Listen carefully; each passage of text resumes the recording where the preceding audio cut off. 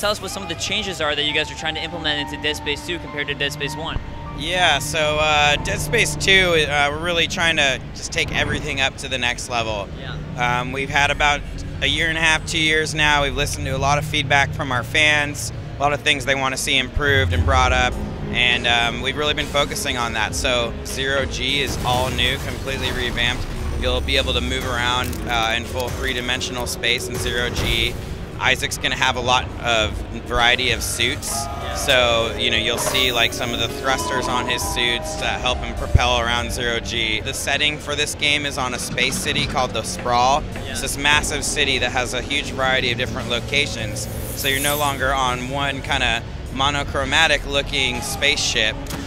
You're going to be, there's places like the Unitologist Church, there's schools, there's apartment blocks, there's factories. So it really opens up the environment.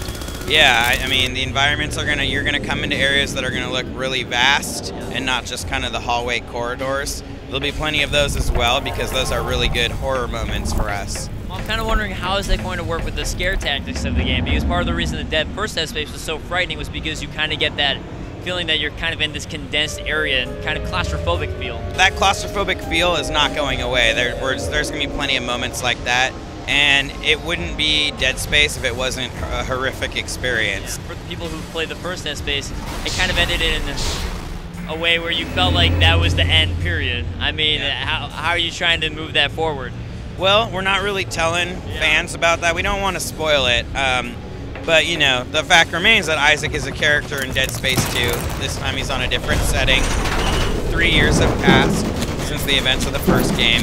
And that's about it. So, in terms of piecing it together, I think that'll come through in the storyline, but we just don't really want to set it up for fans before it comes out. In the first Dead Space, it was something that they really pushed. There was the comic, there was the series, the animated series, and it was just a lot of mythos, and a lot of the part of Dead Space that made it interesting was discovering that mythos. Yes. How are you trying to keep the story and keep it just as interesting in Dead Space 2?